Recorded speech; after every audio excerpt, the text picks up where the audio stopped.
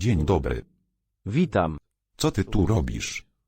Jestem jeńcem wojennym, To jest właściwa odpowiedź. Dlaczego? bo poszedłem walczyć z Ukraińcami. Dlaczego poszedłeś na wojnę? Zostałem wezwany. Przedstaw się. Nazywam się Kowalenko Władysław Aleksandrowicz. Data twoich urodzin, 6 kwietnia 2000 roku. miasto urodzenia, Kraj Kamczacki, rejon Sobolewski. gdzie służysz? W 40. Brygadzie Marynarki Wojennej, Powietrzno-Desantowej Brygadzie Szturmowej. Czy zostałeś zmobilizowany? Tak jest. Dlaczego to mówisz? Nawyk. Jaki nawyk? To nawyk, by tak mówić. Gdzie służyłeś wcześniej? Pracowałem. A służba wojskowa? Obowiązkową służbę wojskową odbyłem w 2018 roku. Przez kogo? Na Iczera, Burewestnik. Sygnalista. Wyspa i Turów. Ilu jest tam ludzi? Mieliśmy ludzi z Wyspy i Turów. My, Koniszu, apelujemy do Japończyków. Czy to jest sporna wyspa? Tak. Co o tym wiesz? Kiedyś były ich wyspami, a potem w jakiś sposób stały się naszymi. Niewiele nam powiedziano, wiem tylko, że wciąż była tam piechota. Jeść. Prawdopodobnie wśród tych, którzy dotarli do ciebie. Służyłem w siłach kosmicznych. Czy byłeś w kosmosie? Co? Czy to nie siły kosmiczne? Nie poleciałem. Nie zostałeś zabrany? Zostałem tam zabrany, aby służyć. Zrobione, ale nie wysłane w kosmos. Tak. Na Iturup zostało 1,5 plutonu, więc japońskie siły specjalne bez trudu zajmą całą wyspę. Czy dobrowolnie zgadzasz się na nagranie i publikację tej rozmowy? Tak. Dlaczego musisz iść do domu? Praca. Robienie dzieci. Dzieci? Po co płodzić dzieci, by król mógł wysłać je na śmierć do obcego kraju? Myślę, że nigdy nie zostaną wysłane. Dlaczego? Ani ja, ani moje dzieci nie pójdziemy na wojnę. To będzie interesujące. Czuję to. To 624 jeniec wojenny, który przeszedł przez moje ręce. Mamy cię torturować? Jeśli chcesz. Czy się zgadzasz? Jeśli chcesz. Co chcesz pracować? Pracowałem jako elektryk na liniach napowietrznych. Elektryk to dobra praca. Inżynierowie mają dobrą pensję 70 000. 80-90. W porządku. 80, 90. A ile chcesz mieć dzieci? Pomiędzy pracami. Dziewczyna. Czy masz dzieci? Tak. Kto? 2 chłopców. 2 chłopców? Tak. Ile mają lat? 12 i 7. Wziąłem dziewczynę już z dziećmi. A jednak zostałeś zmobilizowany we wrześniu? Tak. Jak to było? Gdzie dali ci wezwanie? Przed domem mojej teściowej. W domu? W pobliżu. Jak? Przyjechaliśmy do niej, a inna osoba otrzymała już wezwanie. Wysiadłem z samochodu, a policjant podszedł do mnie i powiedział, jeśli nie podpiszesz, dostaniesz 10 lat więzienia. Stałem tam, zastanowiłem się i podpisałem. Wycieczka do teściowej. Niefortunna wizyta. Nie jest dobrze. Krótko mówiąc, moja teściowa jest problemem. Czy można to tak nazwać? Oczywiście. Przywitasz się z teściową? Koniecznie. Mówić. Witam teściową. Dziękuję, teściowa. Dziękuję. Zaczynam histeryzować. Tak, ja też. Dlaczego? Chcę wrócić do domu. Nie wiem, jak teściowa może spłacić taki błąd. W ogrodzie. W ogrodzie? Tam to rozwiążemy. Gdzie zostałeś wysłany po poborze? Dostaliśmy dzień na spakowanie się i wysłano nas na szkolenie do części 40. Brygady. Gdzie to jest? Pietropawłowsk-Kamczacki. Jesteś żołnierzem piechoty morskiej? Może tak. Może? Tak, jestem marynarzem, ale nie uważam się za żołnierza piechoty morskiej. Marines z karabinem maszynowym. Pancerz, korsarz, który pływa. Co to znaczy, że wydają takie kamizelki kuloodporne? Że nie ma nic. Prawidłowy. Czy bieganie jest wygodne? Nie. Jak daleko można w nim biec? 300 metrów. I co wtedy? Duszność. Ale można w nim pływać. Czy to ci się przydało? Gdzie jest pływanie? Cóż, W błocie? w błocie. Miałeś kolpaka? Tak. Widziałeś hełm wewnątrz kolpaka? Nie. Nie bać się? Lub? Zostałem uderzony tyłkiem. Co? Hełm był pomarszczony, kiedy uderzyli mnie kolbą karabinu. Czy nasz uderzył cię w kask? Tak. Czy kask ochroni przed kulą? Pocisk z łatwością przebije hełm. Tak, ponieważ nazywa się kolpak. Nie wymyśliłem dla niego nazwy. To dobry hełm. Dlaczego nie uważasz się za żołnierza piechoty morskiej? Ponieważ kiedy zostałem powołany, byłem w siłach powietrzno-kosmicznych, jestem siłami powietrzno-kosmicznymi. Czy otrzymałeś jakąś tajemnicę wojskową w pilnej armii? Nie. Nauczyłem się ścinać trawę, czyścić lotniska i zamiatać. Na trupie? Przez całą służbę skubałem trawę i tyle. Ręcznie? Tak. Mówiłeś, że jesteś sygnalistą. Nie było różnicy, był batalion wartowniczy i batalion wartowniczy RATO. Co to jest RATO? Było to wsparcie lotniska, tankowanie samolotów. Tak naprawdę w niczym nas nie szkolili. Dzięki Bogu nie dostałem tam pracy kontraktowej. Czy jesteś mistrzem w szczypaniu trawy? Tak, nie ma takiego certyfikatu. Dlaczego? Nie został mi dany. Widzę, że jesteś pozytywną osobą. Czy taka armia może wygrać? Nie. Dlaczego się śmiejesz? Nie widzę sensu tej wojny. Ta wojna nie ma sensu. Do czego byliście szkoleni w 40. brygadzie? Powiedziano nam, że będziemy szkoleni gdzieś w Rostowie lub w Władywostoku, ale bardzo szybko znaleźliśmy się na linii frontu. Po ilu? 17 października dotarliśmy na Ukrainę. Na Ukrainie. Na Ukrainie. Przepraszam. Albo powiedzmy na Rosję, a potem mówimy na Ukrainie. Na Ukrainę. Tydzień później byliśmy już na linii frontu. 24 września otrzymałeś wezwanie. 14 października przybyłeś już. 17 października. 17. Byliśmy już na Ukrainie, przeszliśmy szkolenie. Na Ukrainie. Na Ukrainie. Zagrajmy w jeszcze jedną grę. Jeśli powiesz tak, proszę pana Lubon, wtedy przykucniesz. Okej. Grasz w grę? Dobrowolnie. A może jednak? Okej. 20 razy. Cienki. A na co przygotowała cię brygada w ciągu 2 tygodni? Do niczego. Ile razy strzelałeś? Wystrzeliłem 7 pocisków. Magazynki czy 7 naboi? Wystrzeliłem 7 pocisków. To chyba rekord. Każdy wystrzelił przynajmniej jeden magazynek amunicji. Czy wszyscy tak strzelali, czy miałeś szczęście? Jestem szczęściarzem. Za mało amunicji? Łatwiej jest cofnąć się i zapalić, gdy wszyscy inni strzelają. Ilu z was nas odwiedziło? 1500. Wszyscy z 40 brygady? Tak. Przybyłeś. Teraz nie ma już ludzi, może 60, 70. Tam, gdzie byłem, było 150 osób, zostało 60. To dlatego, że artyleria na Ukrainie działa dobrze. Gdzie walczyłeś? Biegałeś z karabinem maszynowym przez 3 miesiące listopad, grudzień, styczeń. Biegałem bez karabinu maszynowego, zawsze leżał na mojej pozycji. Bez automatu? Tak, po co mi karabin maszynowy? Przez cały czas strzelałem tylko 2 razy, sprawdzając karabin maszynowy, ponieważ śruba się zacinała. Strzelałem w drugą stronę, nie w twoim kierunku. Strzeliłem 2 razy, to wszystko. Cały czas. Czy zawsze byłeś w tym samym miejscu? Tak. Gdzie? Niedaleko miejscowości Nowoselowka. Który to kierunek? Zaporoże. Zaporoże? A jak tam nasza artyleria? Działa idealnie. Czy artyleria cię trafia? Trafiła dobrze. Pewnego razu artyleria trafiła we właściwe miejsce, pocisk trafił prosto w karabin maszynowy, byłem bardzo zaskoczony. Czy zginęli ludzie? Czy nikogo tam nie było? Tylko karabin maszynowy dymił. Czy to był moździerz? Tak. Zostaliśmy trafieni moździerzem. Poszli prosto do karabinu maszynowego. Super. Tak fajnie. Dobra robota. Nawet się nie kłócę. Jesteście najlepsi. Czy pociski trafiają w okopy? Tak, kilka razy pociski trafiły w okopy. Ile osób zginęło? Szczerze mówiąc, nie wiem, ale na pewno byli ranni. Sam słyszałem w radiu, że byli ranni ludzie, którzy wchodzili do dołu, w którym spali, ubrani w pancerz i hełm. To był taki mały okrąg, że pocisk wbijał się w niego i wszystkie odłamki leciały na nich. Czy nasze drony latają? Tak, są małe. Czy wasze drony latają? Tak, ale nasze drony boją się latać, ponieważ są wyłapywane. Czy są powalane? Tak. A twoje nie zestrzelić naszego? Nie słyszałem, by nasze drony zestrzeliwały wasze. Czy nasze drony dobrze latają i strzelają? Tak. Ile jeszcze dni potrzebowałeś na ucieczkę? 3 dni. Chciałeś uciec 15 stycznia. Chciałem jakoś uciec.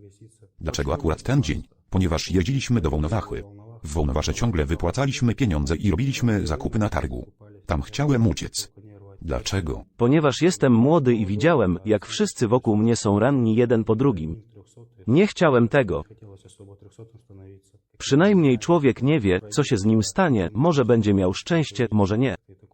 Jak wyglądało zaopatrzenie? Nie było nic złego w jedzeniu. Woda też była w porządku. Czy wiele osób chciało uciec? Tak, w mojej brygadzie było kilku żołnierzy, którzy chcieli uciec. Słyszałem historię o niektórych, którzy wyjechali i dzień później znaleźli się we Władywostoku. Bardzo szybko znaleźli się w domu. Czy ktoś odmówił udania się na pozycje bojowe? Tych, którzy odmówili udania się na swoje pozycje było niewielu, ale byli ludzie, którzy powiedzieli swoim dowódcom, że nie wytrzymają tego psychicznie i zostali przeniesieni gdzieś na tyły. Ale byłeś twardy psychicznie. Po obejrzeniu waszej pracy artyleryjskiej nie mogłem już dłużej wytrzymać. Jak można ocenić morale wojsk okupacyjnych? Nie mogę odpowiedzieć. Oceń go w 5-stopniowej skali. Czy rozumiesz sam termin? Rozumiem. Gotowość żołnierzy do wykonywania zadań, ich motywacja. Istnieje skala od 0 do 5. 2. 2. Dobrze. Nigdy nie widziałem osoby, która nie chciałaby wrócić do domu.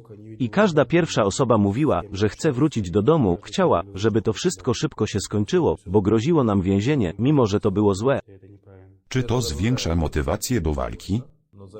Nie, ale nie chcę siedzieć w więzieniu przez 10 lat.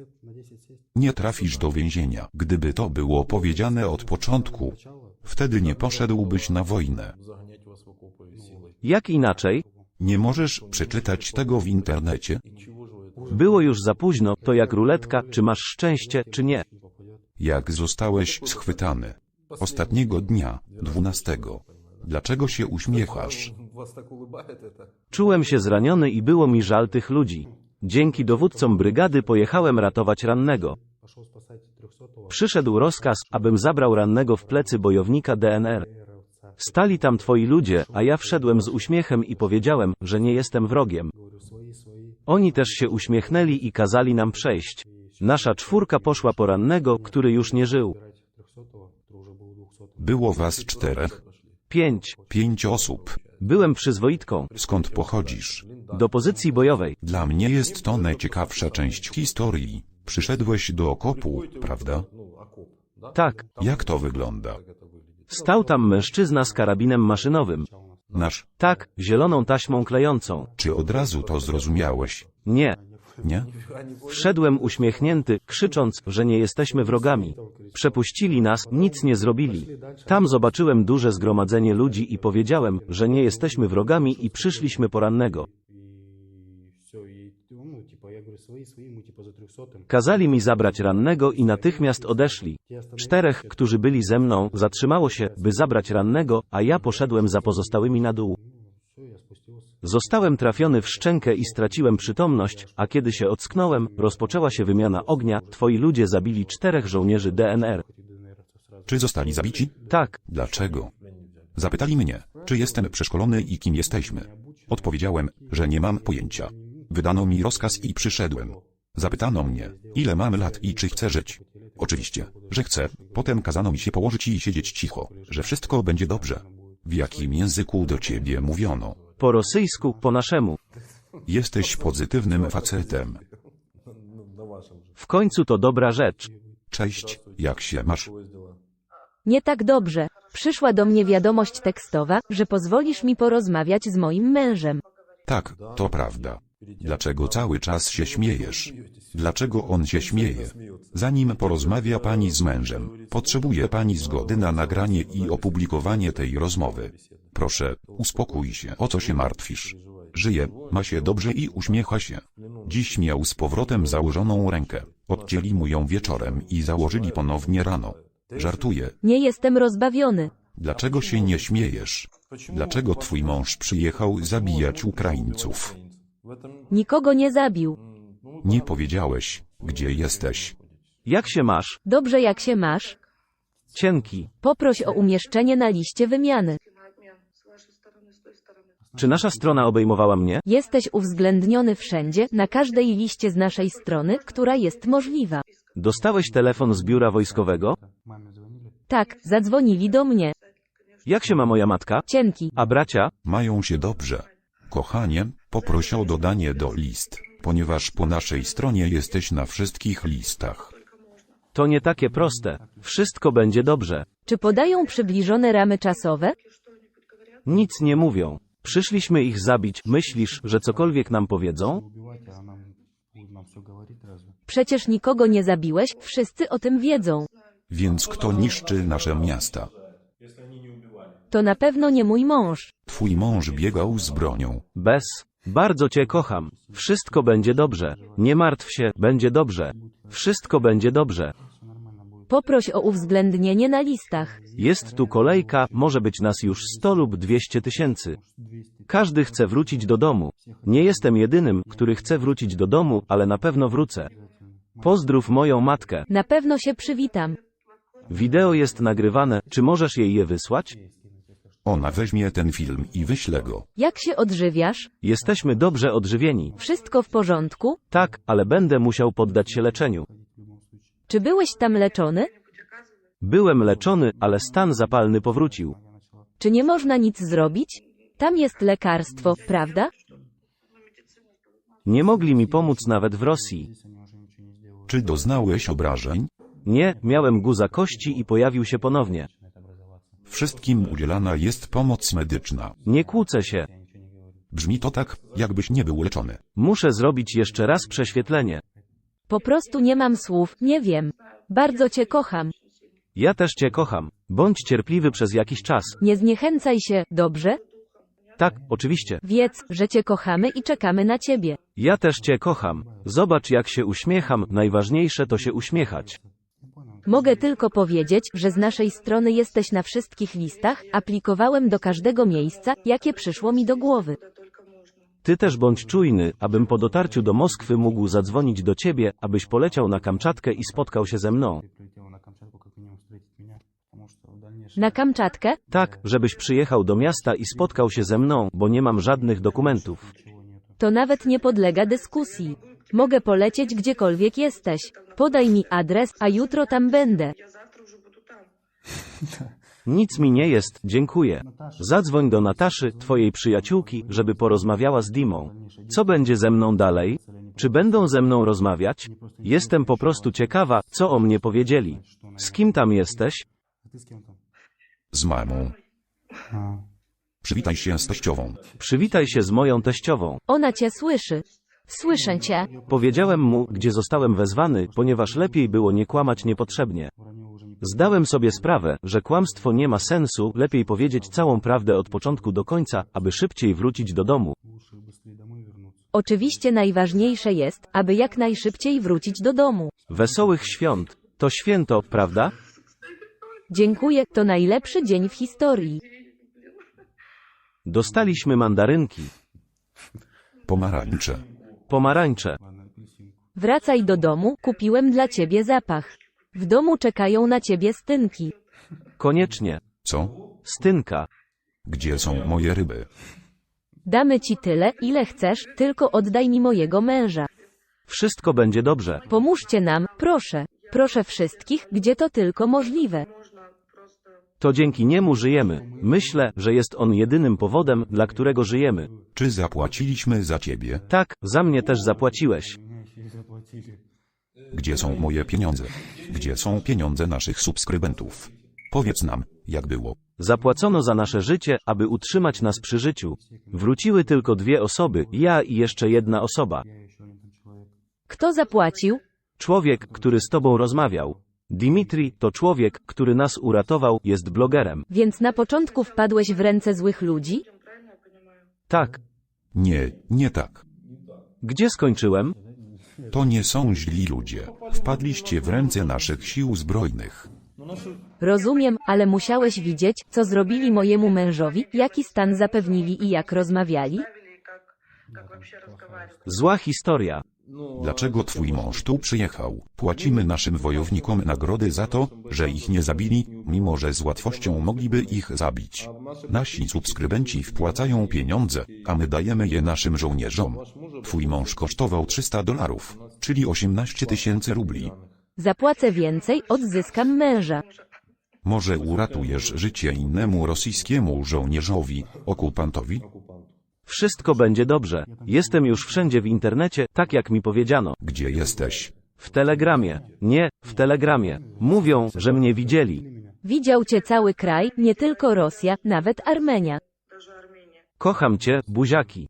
My też cię kochamy i czekamy na ciebie w domu. Dobrze, oczywiście, że czekasz, gdzie pójdziesz, nawet nie robisz napraw. Jesteś szczęśliwy? Zrobiło mi się lżej na sercu. Dlaczego? Uspokoiłem się. Ile warta jest dana osoba? 1 700 to $25 000. Jeśli 30 razy 60. Wiesz, na ile twoi współplemieńcy wyceniają swoje? Tylko 100 lub 200 tysięcy rubli. Wiesz, ile jest takich dialogów dziennie? Mówią, zapłacimy ci 100 tysięcy rubli, oddaj je. Po pierwsze, ja tego nie robię i nie podejmuję takich decyzji. Średnia cena to tylko 150 tysięcy, czyli 2 pensje. Dam ci 300 300 czego? ruble. Dolary. Zasilisz nasz fundusz wymiany. Myślę, że zapłaci. Sprawdzimy, a jeśli się nie uzupełni, wrócisz i wyślesz go do nas przez PayPal lub kryptoportfel. Myślę, że tak. Szczerze? Tak, Sprawdzimy to i napiszesz do mnie. Masz mój kontakt. tak, ona ma. Sprawdź. Napiszę. To będzie bardzo interesujące. Będziesz pierwszą, drugą lub trzecią. Prawdopodobnie spośród wszystkich 600 osób, tylko 3 miały odwagę napisać. Siedzisz w niewoli i zastanawiasz się, co FSB zrobi z tobą po powrocie? Czy to O normalne? czym mam z nimi rozmawiać? Nie. Dlaczego? To nie jest normalne. Dlaczego boisz się wrócić? Nie, nie boję się wrócić. Człowiek, który boi się wrócić. Po prostu nie chcę gdzieś zostać, chcę wrócić do domu. Człowiek, który nie boi się wrócić z niewoli, nie będzie pytał, co zrobi z nim FSB. Nie, myślę, że zrozumiała i spokojnie wrócę do domu. Po prostu nie chcę, żeby mnie tam przesłuchiwali. Chcę od razu wrócić do domu, bez dalszych przesłuchań. Nie interesuje mnie już to wszystko. Chcę tylko wrócić do domu. To wszystko. Tradycyjnie jeńcy zwracają się o pomoc do swoich rodaków. Nie będę. Nie, to pozwól im odejść i umrzeć.